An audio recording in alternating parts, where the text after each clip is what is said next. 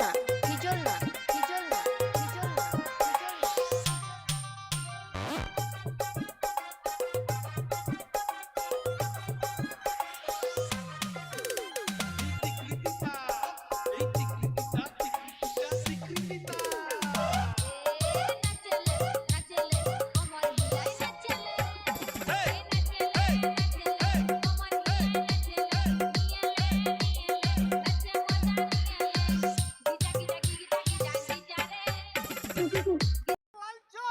আরে কোথায় এলাম রে?